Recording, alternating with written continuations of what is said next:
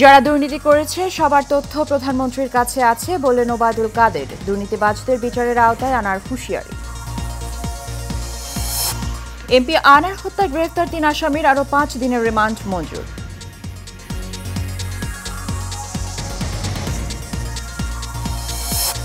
এবং কাঁচা মরিচের ঝাল আর পেঁয়াজের ঝাঁজে নাকাল সাধারণ ক্রেতারা। কাল থেকে বাড়ছে সব ধরনের জ্বালানি তেলের দাম।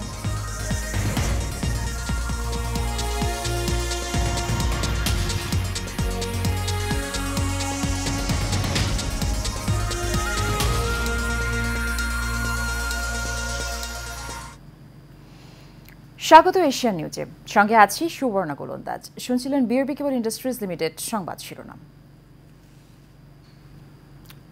দুর্নীতি ও লুটপাটের শিরোমণি বিএনপি। দুর্নীতিবাজদের তালিকা করলে বিএনপি নেতাদের নাম সবার আগে আসবে বলে মন্তব্য করেছেন আওয়ামী লীগের সাধারণ সম্পাদক এবং সড়ক পরিবহন ও সেতুমন্ত্রী ওবায়দুল কাদের। সকালে ধানমন্ডিতে দলীয় সভাপতির কার্যালয়ে সংবাদ সম্মেলনে এসব কথা বলেন তিনি। প্রশ্ন রাখেন, বিএনপির মহাসচিব নিজেই গণতন্ত্র লঙ্ঘন করে দুর্নীতিগ্রস্ত, তিনি কি করে দুর্নীতিগ্রস্তদের তালিকা করবেন? এছাড়া ওবায়দুল কাদের বলেন, প্রধানমন্ত্রী শেখ হাসিনা সব খবর রাখেন, দলের লোক হোক কিংবা প্রধানমন্ত্রীর কার্যালয়ের, দুর্নীতি করলে কারো ছাড় নেই। নূর মোহাম্মদ ভূঁইয়ার রিপোর্টে। সমসাময়িক নানান বিষয় নিয়ে আওয়ামী লীগ সভাপতির ধানমন্ডির রাজনৈতিক কার্যালয়ে সাংবাদিকদের সাথে মতবিনিময় করেন দলটির সাধারণ সম্পাদক সড়ক পরিবহন ও সেতুমন্ত্রী ওবায়দুল কাদের। এ সময় তিনি অভিযোগ করেন, বিএনপি গণতন্ত্রকে ধ্বংস করে গণতন্ত্রের বুলি উড়ায়। আজকে যে বিএনপি গণতন্ত্রের নামে কারফিউ গণতন্ত্র চালু করেছে, তাদের গণতন্ত্র ছিল 15ই ফেব্রুয়ারির প্রহসনমূলক নির্বাচন। বিএনপির মহাসচিব নিজেই গণতন্ত্র লঙ্ঘন করে দুর্নীতিগ্রস্ত, তিনি কি করে দুর্নীতিগ্রস্তদের তালিকা তৈরি করবে? সংবাদ সম্মেলনে এমন প্রশ্ন রাখেন ওবায়দুল কাদের। লিস্ট করলে তো প্রথম বিএনপি নেতাদের নাম লিখতে হবে, কারণ দুর্নীতি লুটপাটের শিরোমণি হচ্ছে তারা, গণতন্ত্র হত্যার শিরোমণি হচ্ছে তারা। বিএনপি নেতাদের নাম আগে আসবে, তারপরে অন্য লিস্ট দেখা যাবে। এ সময় সাবেক আইজিপি বেনজির প্রসঙ্গেও কথা বলেন তিনি। দুর্নীতি কেউ করে থাকতে পারে, সেটা তার ব্যক্তিগত বিষয়। আমার কথা হচ্ছে সরকার এখানে নির্বিকার কিনা, সরকার এখানে সৎসাহস দেখাচ্ছে, দুর্নীতির বিচার হচ্ছে, তদন্ত হচ্ছে। বিএনপি শাসনামলে প্রধানমন্ত্রী কার্যালয় দুর্নীতির আখড়া ছিল অভিযোগ করে ওবায়দুল কাদের বলেন, প্রধানমন্ত্রী শেখ হাসিনা সব খবর রাখেন, দলের লোক হোক কিংবা প্রধানমন্ত্রী কার্যালয়ের হোক, দুর্নীতি করলে কারোই ছাড় নেই। প্রধানমন্ত্রীর কাছে সব খবর আছে, কারা কি করে। নূর মোহাম্মদ ভূঁইয়া, এশিয়ান টেলিভিশন, ঢাকা।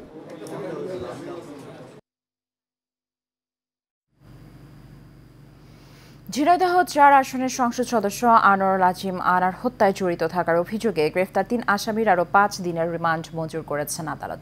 তারা হলেন শিমুল ভূঁইয়া ওরফে শিহাব ওরফে ফজল মোহাম্মদ ভূঁইয়া ওরফে আমানুল্লাহ সাইদ, তানভীর ভূঁইয়া ও শিলাস্তি রহমান। আজ ৮ দিনের রিমান্ড শেষে তাদেরকে আদালতে হাজির করা হয়। এ সময় মামলার সুষ্ঠু তদন্তের স্বার্থে তাদেরকে আরও ৮ দিনের রিমান্ড চেয়ে আবেদন করেন মামলার তদন্ত কর্মকর্তা ডিবি পুলিশের ওয়ারি জোনের সহকারী পুলিশ কমিশনার মাহফুজুর রহমান। শুনানি শেষে ঢাকা মেট্রোপলিটন ম্যাজিস্ট্রেট মোহাম্মদ শান্ত ইসলাম মল্লিকের আদালত এ আদেশ দেন।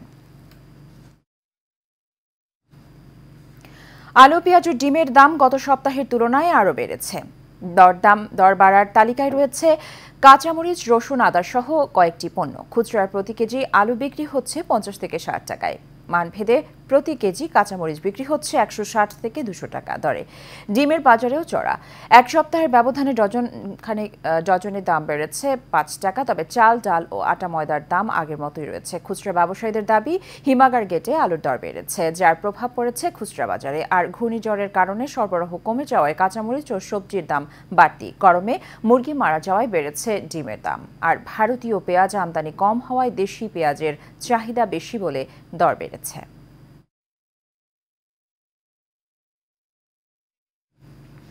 বিশ্ববাজারের সঙ্গে সামঞ্জস্য রেখে স্বয়ংক্রিয় ফর্মুলার আলোকে প্রতি মাসে জ্বালানি তেলের নতুন মূল্য সমন্বয় করেছে সরকার। এ দফায় অকটেনের দাম 131 টাকা, পেট্রোলের দাম 127 টাকা ও ডিজেলের দাম 107 টাকা 75 পয়সা নির্ধারণ করা হয়েছে। বৃহস্পতিবার নতুন মূল্যের প্রজ্ঞাপন জারি করে বিদ্যুৎ, জ্বালানি ও খনিজ সম্পদ মন্ত্রণালয়। প্রজ্ঞাপনে জানানো হয়, প্রাইসিং ফর্মুলার আলোকে ভোক্তা পর্যায়ে ডিজেল ও কেরোসিনের বিদ্যমান মূল্য 107 টাকা থেকে 75 পয়সা বৃদ্ধি করে 107 টাকা 75 পয়সা, পেট্রোলের বিদ্যমান মূল্য 124 টাকা 50 পয়সা থেকে 2 টাকা 50 পয়সা বাড়িয়ে 127 টাকা এবং অকটেনের বিদ্যমান মূল্য 128 টাকা 50 পয়সা থেকে 2 টাকা 50 পয়সা বৃদ্ধি করে 131 টাকা নির্ধারণ করা হয়েছে।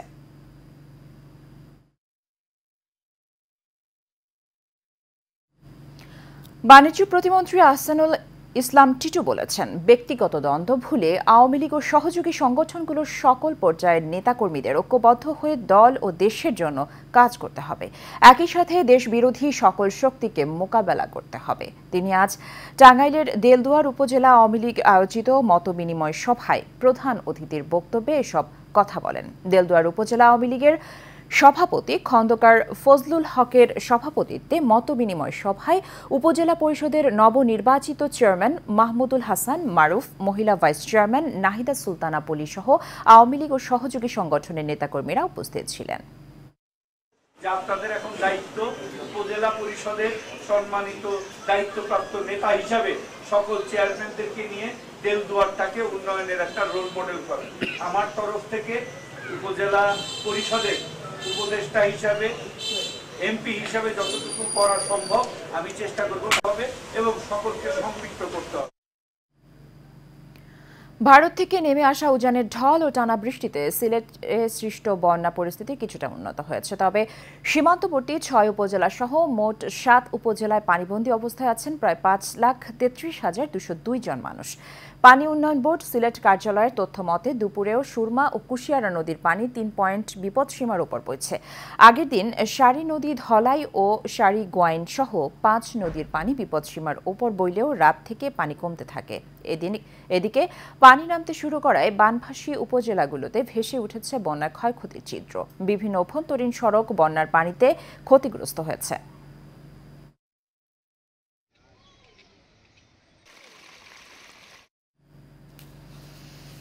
21শে আগস্ট প্রধানমন্ত্রীকে হত্যার জন্য গ্রেনেড হামলা করে বিএনপি। তারা এই গ্রেনেড হামলার মাধ্যমে দেশকে আবার পাকিস্তান বানাতে চেয়েছিল বলে মন্তব্য করেছেন বঙ্গবন্ধু সৈনিক লীগের সভাপতি, এশিয়ান টেলিভিশন ও এশিয়ান গ্রুপের চেয়ারম্যান বীর মুক্তিযোদ্ধা আলহাজ হারুনুর রশিদ সিআইপি। আজ বঙ্গবন্ধু সৈনিক লীগ যশোর জেলা শাখার প্রথম ত্রিবার্ষিক সম্মেলনের উদ্বোধকের তিনি এসব কথা বলেন। হাসিবুর রহমান শামীমের তথ্য, ছবিতে আরো জানাচ্ছেন মাজহুল আমিন শুভ। বঙ্গবন্ধু সৈনিক লীগ যশোর জেলা শাখার প্রথম ত্রিবার্ষিক সম্মেলন অনুষ্ঠিত হয়েছে। শহরের পুলেরহাটি স্কাউট ভবনের অডিটোরিয়ামে এই সম্মেলনের আয়োজন করা হয়। অনুষ্ঠানে উদ্বোধক হিসেবে উপস্থিত ছিলেন বঙ্গবন্ধু সৈনিক লীগ কেন্দ্রীয় কার্যনির্বাহী কমিটির সভাপতি, এশিয়ান টেলিভিশন ও এশিয়ান গ্রুপের চেয়ারম্যান বীর মুক্তিযোদ্ধা আলহাজ হারুনুর রশিদ সিআইপি।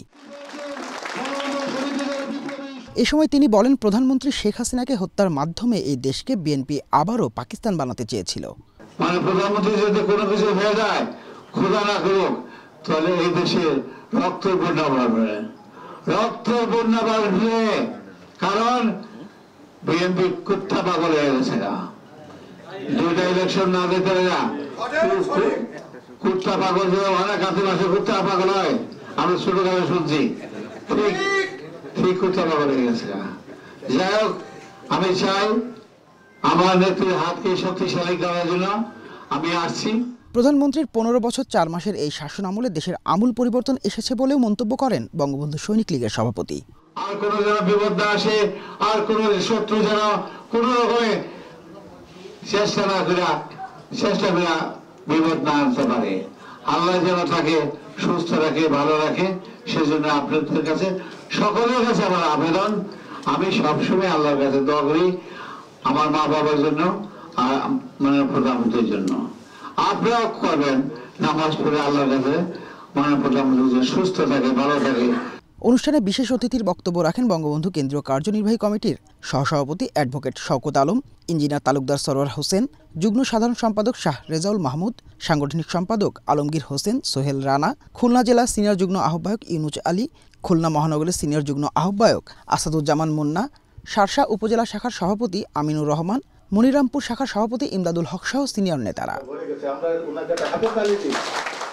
যশোর জেলা বঙ্গবন্ধু সৈনিক লীগের প্রথম ত্রিবার্ষিক সম্মেলনে মোহাম্মদ মতিয়ার রহমানকে সভাপতি ও মোল্লা জাহিদকে সাধারণ সম্পাদক করে ৭১ সদস্য বিশিষ্ট কমিটি গঠন করা হয়। মাঝারুল আমিন শুভ, এশিয়ান টেলিভিশন।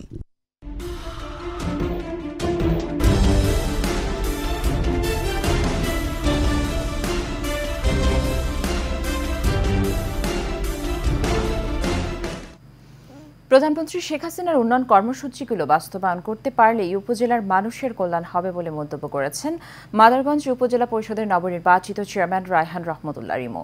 নির্বাচিত হওয়ার পর উপজেলাবাসীর সাথে শুভেচ্ছা বিনিময়কালে তিনি এসব কথা বলেন। এ সময় একটি অবাধ, সুষ্ঠু ও নিরপেক্ষ নির্বাচন উপহার দেওয়ায় প্রধানমন্ত্রী ও নির্বাচন কমিশনকে ধন্যবাদ জানান এবং সকল ভোটারের প্রতি কৃতজ্ঞতা জ্ঞাপন করেন তিনি।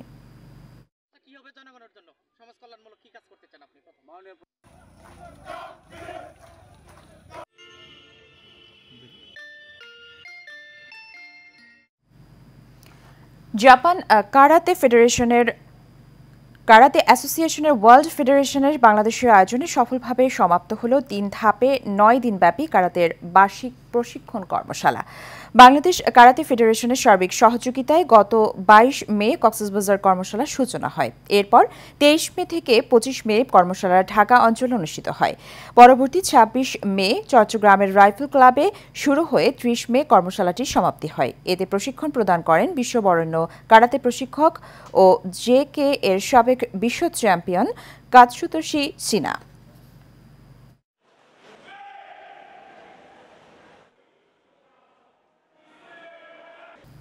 জাতিসংঘের নিজস্ব শক্তি বলতে কিছু নেই। ৫টি মোরাল রাষ্ট্রের ওপরে তারা নির্ভরশীল। ১৫,০০০ শিশুসহ ৩৬,০০০ মানুষকে হত্যার পরও মানবতার ফেরিওয়ালারা ফিলিস্তিনি আগ্রাসনের বিরুদ্ধে কোনো ভূমিকা রাখেননি বলে দুপুরে এফডিসিতে ডিবেট ফর ডেমোক্রেসি আয়োজিত এক ছায়া সংসদে এই মন্তব্য করেন সাবেক এই পররাষ্ট্রমন্ত্রী। এ সময় তিনি বলেন, পশ্চিমাদের বাদ দিয়ে আরব বিশ্ব এক হলেও ফিলিস্তিনি সমস্যার সমাধান সম্ভব নয়। ফিলিস্তিন ও ইসরায়েল দুটি পৃথক রাষ্ট্র গঠনের মাধ্যমেই বর্তমান সমস্যার সমাধান সম্ভব বলেও জানান তিনি। অনুষ্ঠানে সভাপতির বক্তব্যে ডিবেট ফর ডেমোক্রেসির চেয়ারম্যান হাসান আহমেদ চৌধুরী কিরণ বলেন, গাজায় যে হত্যা, লুণ্ঠন, ধর্ষণ, নৃশংসতা ও অমানবিকতা ঘটেছে তা বিশ্বের ইতিহাসে সবচেয়ে বড় কালো অধ্যায়।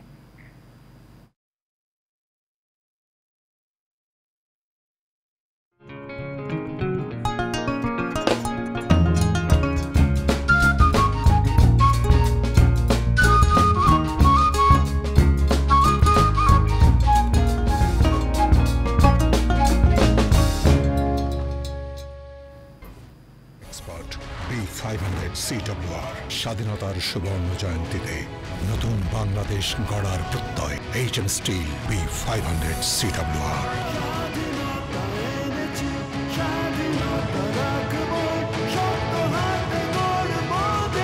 HM still.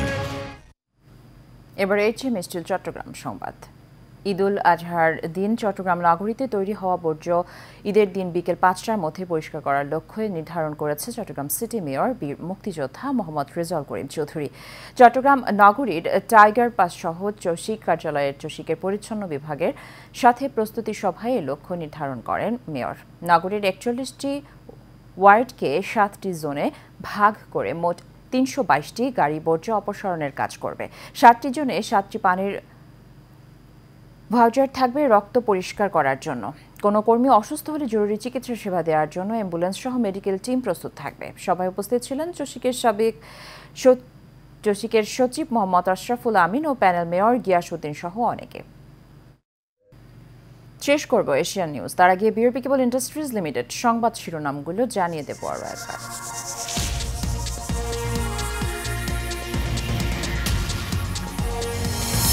যারা দুর্নীতি করেছে সবার তথ্য প্রধানমন্ত্রীর কাছে আছে বললেন ওবায়দুল কাদের। দুর্নীতিবাজদের বিচারের আওতায় আনার হুঁশিয়ারি। এমপি আনার হত্যায় গ্রেফতার 3 আসামির আরও 5 দিনের রিমান্ড মঞ্জুর।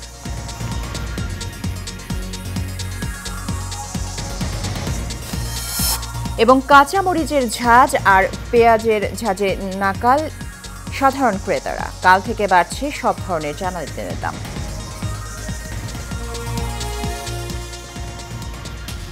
এশিয়ান নিউজ এ পর্যন্তই। আমাদের পরবর্তী সংবাদ দেখার আমন্ত্রণ রইল। ধন্যবাদ সাথে থাকার জন্য।